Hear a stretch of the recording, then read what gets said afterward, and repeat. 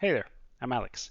Today I want to share with you a tool that I put together a few years ago, which I actually use when I set up shows that have multiple resolutions or multiple cameras, CGs with and without overscan, just so that I have something that no matter what format I get, it'll reformat correctly.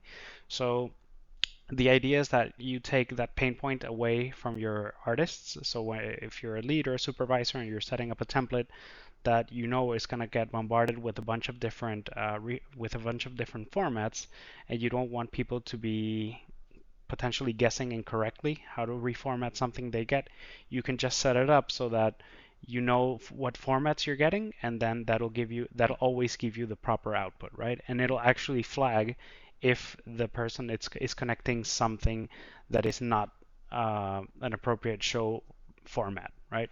So let me show you how this works. So the example I have here is I have two different cameras, right? So I have the Sony Venice and I have the Alexa Mini, both different resolutions, of course.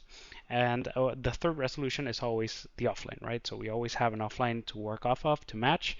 And then for the two cameras, I set up two scenarios, right? So let's say for the Sony shots, where we know we're going to get CG for both the Sony and the Alexa shots, and they will both be getting renders with overscan. However, at the beginning of the shows, it's very common to not get full res renders. So usually you have to reformat something that comes in at a proxy res, right? So what I have here is the same CG setup, but at half res, right? So you can see these resolutions are just split in half, and that's how we get to the 7 formats we have now. We have the default cameras, we have the offline, and then we have the CG with overscan for each of those cameras, and then we have the half-res CG with overscans for those cameras.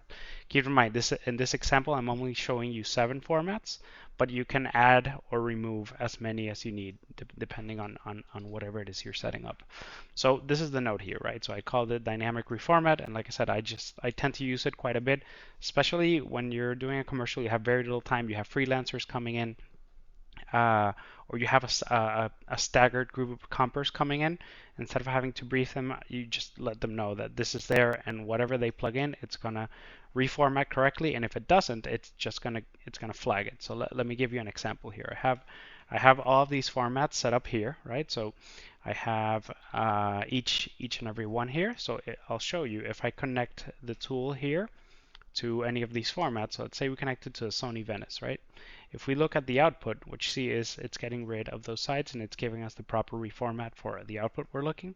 So I'm going to go through here and show you what it does for each one. So then we have the Alexa Mini, right? So again, because the Alexa Mini is in this case a bit wider than the Sony Venice, then of course we get that that bounding box. You see how much we're cropping on the sides. Then we have accounting for overscan and the CG. So we see the bounding box top and bottom. It's doing the reformat correctly. Same for the half res, and then same for the CG for the Alexa. So there you go.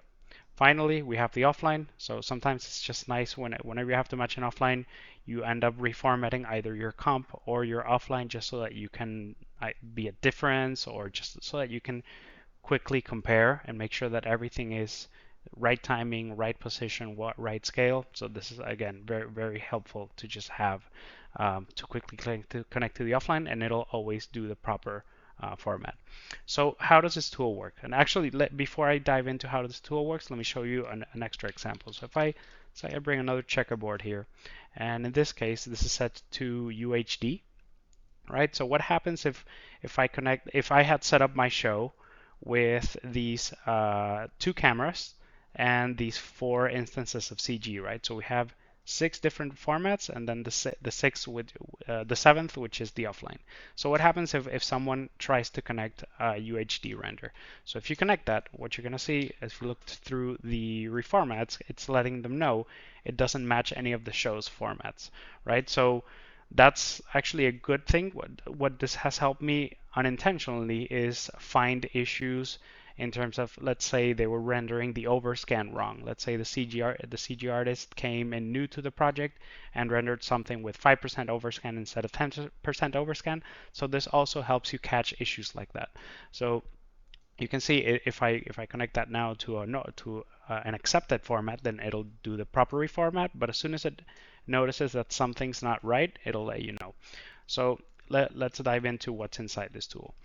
So let me just go here. So okay, what we have here is all of the formats that I was showing you outside, right?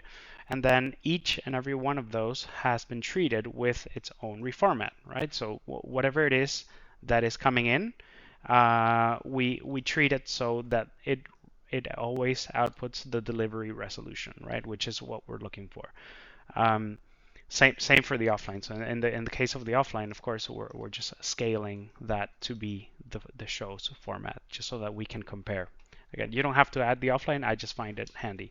And then finally, we have a last resolution here inside the tool, which is this, just a constant with a text telling you that the show is not a supported one in the show. So okay, so we have this array of reformats now.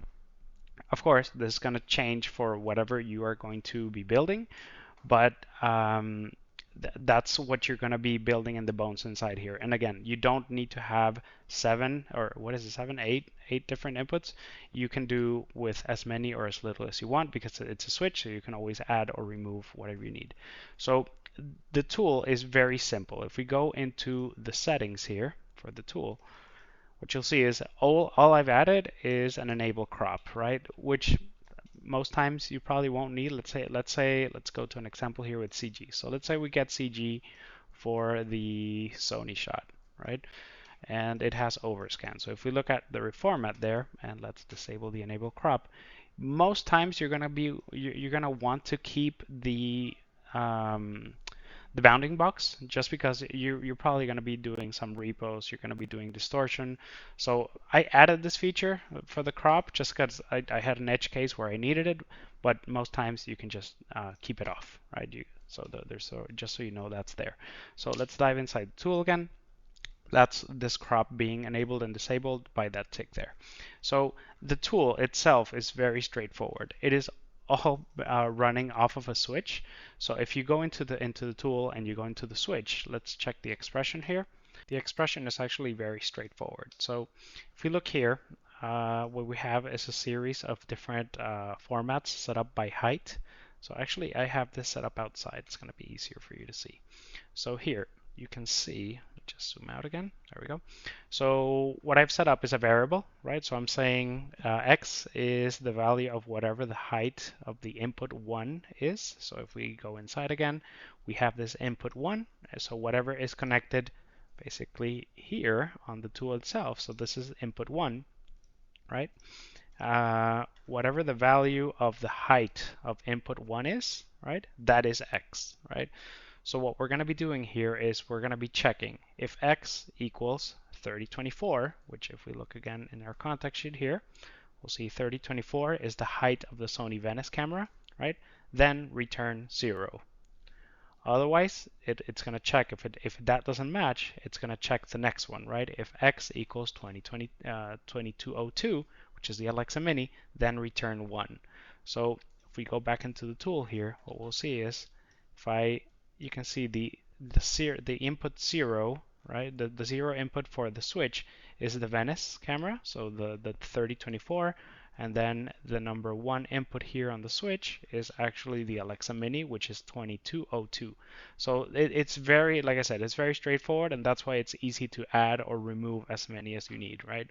So it's just going to keep checking. If that doesn't match, it's going to go to the next one. If that doesn't match, it's going to go to the next one, and so on and so forth, right? So you just need to add all of those heights that you need, right? And it's always going to return whatever matches to that height. So let's go back to our easy one, the 0, right? So we go to our Sony Venice camera, the first one. So if it finds that height 3024, it's going to then reformat to whatever your delivery resolution is, right?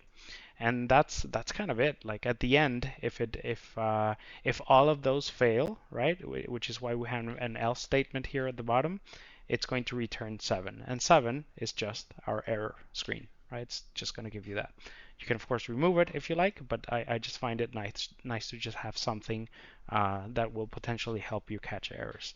So that's kind of it. I think it should be easy enough for you to set up. You can actually, make it a bit more complex and have it account for height and width, right? But in my experience, height has been enough. And yeah, hopefully this helps you set up shows easier, make life easier on other artists, and just have things run a bit more smoothly. All right, that's going to do it for today. Cheers.